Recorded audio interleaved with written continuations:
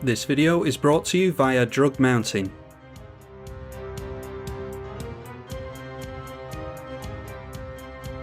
Now then, let's see if I can remember how to play this deck. Siona Captain of the Pyleas versus Subira Tulzidi Caravanner. I will keep that one because we've got some nice mana in hand. We'll just have to hope that we draw into something other than lands. And our opponent starts things off with a Sol Ring straight into a Meek Stone. We'll just go in for a tap land, and then our opponent gets themselves into a Scampering Scorcher and whacks us for some damage. Maybe we have to go in for... I don't mind going in for the Fertile Ground. Let's go for a Forest. Enchant the Forest. And then maybe we can go for some fast mana on our upkeep, so I'll put a stop on the upkeep for the Enlightened Tutor. Now it's a Torbran, Thane of Redfell from our opponent, so they've obviously built some kind of aggro deck. That's a lot of damage that's coming through. The Sol Ring doing a lot of work for our opponent, knocking us down to 17. We're getting out the Sunpetal Grove this turn, so we can go Enlightened Tutor, and we'll try and set up the combo actually because our opponent's just going to outrace us, so we'll go Shielded by Faith and grab the Sunpetal Grove and go straight onto Torbran with that. So actually in hindsight, wish I'd gone for our Commander here and then gone for Shielded by Faith next turn so that our opponent's got less information. Yeah, that would have been a better thing to do. Well, obviously, I do not remember how to play this deck. Scorch Spitter now, and none of the artwork's loading up for some reason.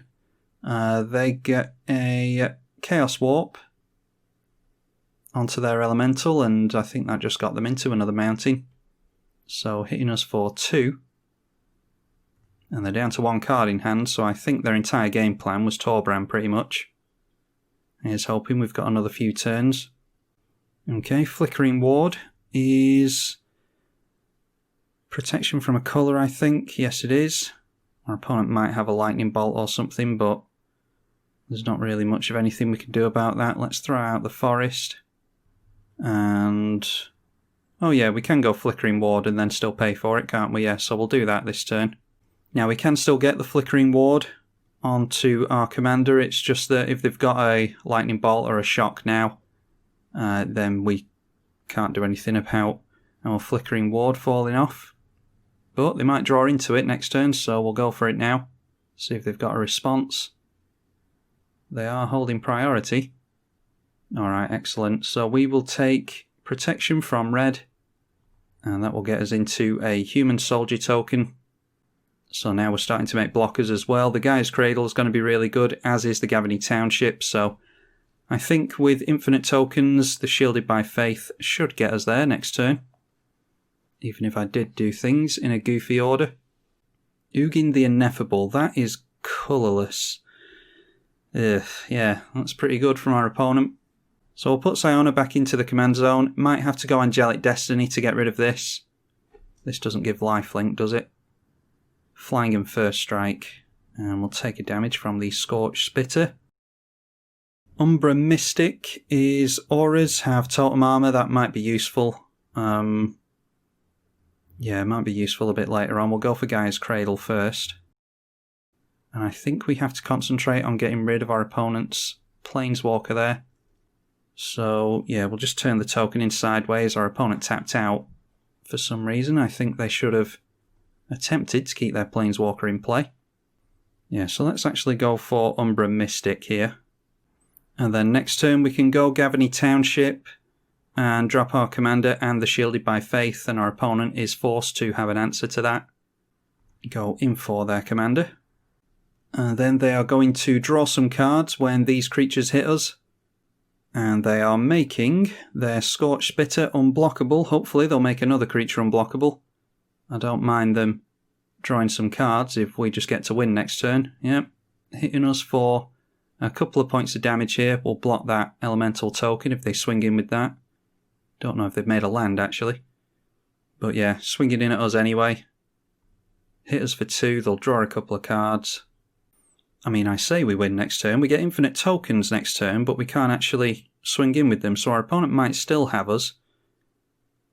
Maybe it's worth a Song of the Dryads then. Yeah, maybe it's worth Song of the Dryads and Angelic Destiny this turn. Just so that they can't force damage through to us. Yeah, I think that's okay.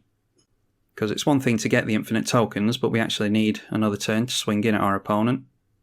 So if we can keep them away from us, that'll be good. So let's put Angelic Destiny on the Umbra Mystic. And that's just going to be a 6/6 blocker.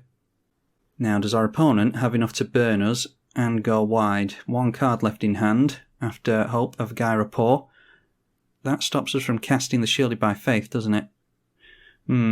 Okay, well, they get out their Pia Nalar anyway, empty in their hand. So apparently should have gone for it last turn because they didn't have any burn. And then sacrificing a creature with Pia Nalar to stop our big 6/6 from blocking. Oh, sacrificing the Hope of Gaia-Rapport, that's good. So stopping the token from blocking as well. They might still be able to get us next turn if the Neopolar has anything to say about it. Although we'll have a load of tokens to block with, won't we? Way more than they can do anything about with PNLR, so yeah, we'll see. Playing a bit too slowly against the aggro deck, I think. 1 damage to us, and we can't block any of these. So we go down to 4. No cards in our opponent's hand. And a Knight of Autumn can gain us some life. I think we just have to pull the trigger on this. And no auras on top. Let's just go for the Shielded by Faith. And that lands, of course. So I'm not going to auto-yield here because it'll crash the client.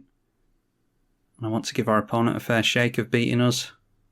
Our opponent sees that it's infinite and doesn't fancy their odds of taking us out, so I'm assuming that they don't have any burn in the deck. Maybe they're just relying on small creatures with Subira, which makes perfect sense.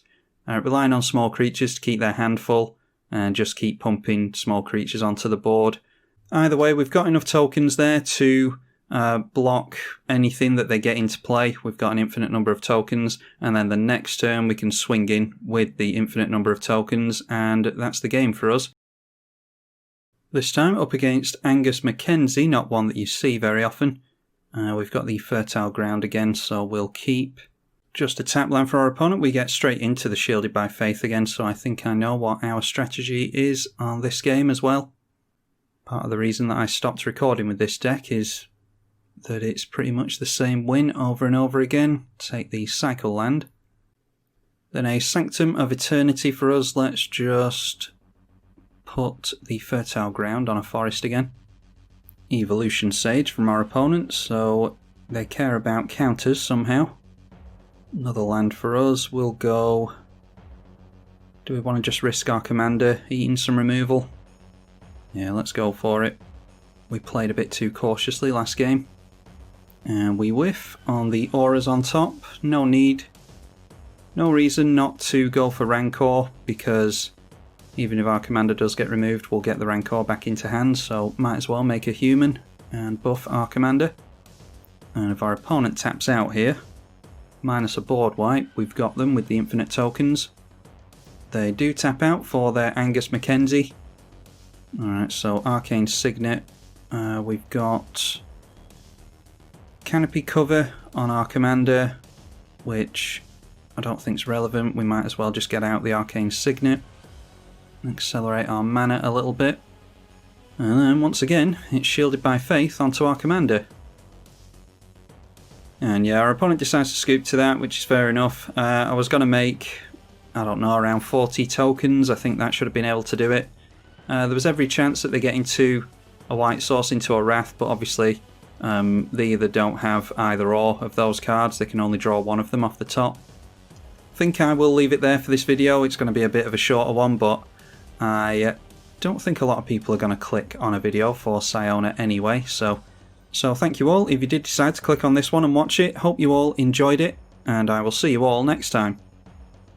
Be sure to leave it a thumbs up and subscribe if you enjoyed the content. I'm tribalkai on the EDH channel.